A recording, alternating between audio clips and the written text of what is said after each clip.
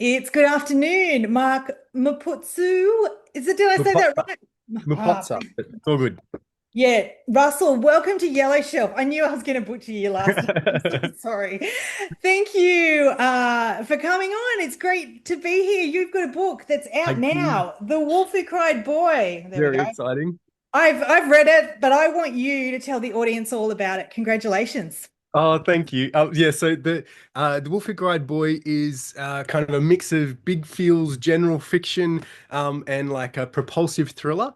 My super short pitch that I've worked on from the beginning is sort of Emma Donohue's Room on the Run.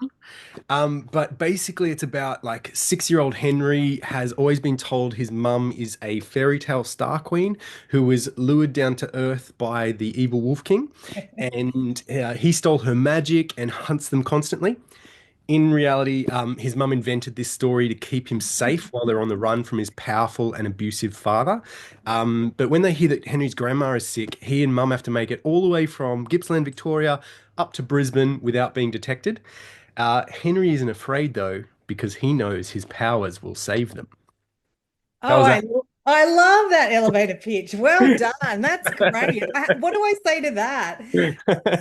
Mark, tell us, this is not your first novel. No. So you had a novel out, was it a couple of years ago? The Hit Woman's Guide to Reducing Household Debt, a great Yes. title, great book, and a very successful book for you. Um, Tell us about what inspired you to write your second book, and tell us anything we know, even what we need to know about your first book.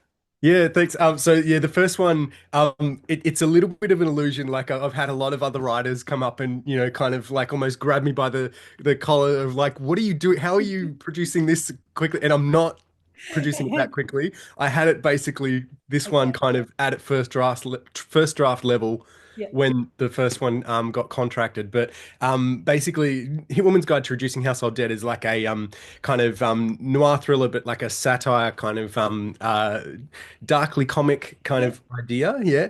But it's sort of like was I'm like a 500 rejections and 20 years kind of writer, so Oh. I wasn't like putting my all my eggs in one basket kind of thing. So I had this one, but this one that Hit Woman's Guide was a story I had for 20 odd years. Yeah. This one was much tighter time frame, but kind of came from a pretty sad sort of period, basically. Like during the sort of COVID lockdowns, my son was born, and my wife's family at the time was in mostly in Zimbabwe, but in Harare, but and South Africa a little bit as well. Um, and because of the lockdowns, the travel bans, we couldn't go and sort of see them and introduce. And her mum in particular, like absolutely lived for him. We did everything, all these Zoom calls, all this sort of stuff. Um, Unfortunately, she got very sick and we still couldn't go because of the travel bans. They got lifted and we were due to fly out on the Thursday and she passed away on the Tuesday. So it was the worst trip I've ever been on. Like it was really emotional, draining, Yeah. horrible, knowing we're going on this 26-hour with a 9-month-old Oh. at the time. That's all to say it was 9,000 times worse for my wife. Oh, And God. basically, when we got there, there was all this kind of, the admin of grief that you Yes. get. And Yeah. so I thought the best thing I could do was kind of leave her and the family to handle that, and I just kind of entertain our child. Yeah. Um, so I was in this back room in her family home, and I saw this like he was just crawling around on the bed kind of thing, and I got this image of like a boy sitting in this cave surrounded by kind of like pagan and Wiccan charms and all this sort of stuff, and they were to ward off evil. But I instantly knew like they were actually part of this fiction that was telling him there was evil in order to keep him in, and it kind of like all just sprouted from there. Yeah. It's probably a bit sad to admit, like three quarters of the way through writing the first draft, it wasn't until that point that I realized I was writing this story about a mother and child on this harrowing journey to Yeah. see grandma. And Yeah. like the instant I saw those parallels, it became like, much more emotional. Like it Yeah. was And got to do, you have to do this. You have to. mm, mm. Um, Mark, I read lots about you because you have a fabulous website. I also read that you're like a screenwriter, you've worked in PR. Yeah, tell us a bit about you as an author because you mentioned your first book. What do we need to know about you? Well, I'm probably less interesting than my books. That's probably a good thing, really, considering I write kind of crime fiction, big thriller sort of stuff. But yeah, I kind of I did creative writing at uni, Yeah. came out of it, and I tried to I should be very clear, I'm a wannabe screenwriter. I didn't Okay, have credits, but I had that's like kind okay. of I got representation and I won a few grants and things like that, but that was about the extent of it. And then I the big kind of screenplay that I'd written that everyone seemed really interested in, it was this big splashy sci-fi fantasy kind of thing. And everyone would say, "Oh, you'd only really be able to use that as a sample." So basically, it's to prove that you can write big things. Yeah, And I loved that world that I'd kind of created. So I was like, "Oh, well, it'll be, yeah, simple. I'll just change it into a young adult thing." yeah. It was not Not simple. Like simple. I did manage to get like shortlisted for the text prize for it, and I got to like a bunch of second round kind of edits with most of the publishers in Australia. But I think a lot of that was because the concept was pretty strong, but they read the Yeah. writing and they're like, "Ooh." Um, so it was just working and working and working, and then Hitwoman's Guide actually it's about basically a an ex-hit woman who kind of believes that the karma of the people she's Yeah. killed is kind of like stuck with her, and when she wants to get revenge on these criminals who've wronged her, she's sort of scared of more karma coming on her family and putting them in danger. So she kind of develops these traps that the men themselves killed through Yeah. their bad personality traits. Yeah. And it was started as a screenplay and then kind of like it never I could never quite work it out because I was trying to do it too intellectually and kind of like this real cerebral, philosophical, religious kind of thing.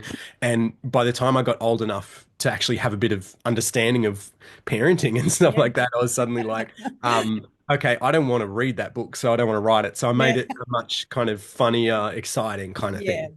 Mm. No. Well, look, I so appreciate, and I'm sure the listeners do as well, sharing that journey because I think we have so many. I've talked to so many authors, but I obviously have authors who listen as well and Mm. aspiring authors. So I think it's really powerful to share your journey, your wins, your U-turns in life Yeah. as far Definitely as wasn't an easy ride. yeah. Mark, I mentioned your website. If people are interested in you and they're curious about the book. Look, I follow you on Instagram because I know that you're about to go on this crazy book Mm. launch journey over the next month. That'll be really exciting. I think people should follow you on Instagram or your website. Are you happy with that's how people connect with you if they're curious? Yeah, yeah, absolutely. The Instagram is obviously going to be a bit more current. Like I have very few tech skills, so my wife is actually handling a bunch of the website stuff, but I can manage to just get a bad selfie going, so we can get that worked. But yeah, that'll be kind of updated. I've got all my events kind of listed there, and you get to see a few videos. I've actually also coming from the screenwriting world, it's very craft heavy. Yeah. And like I'm really obsessive about that stuff. I love learning about other people. So I've also got a few videos on there on my Instagram talking about like the way I approach story and stuff like that, just Yeah. as like a fun kind of little thing if people are interested in those.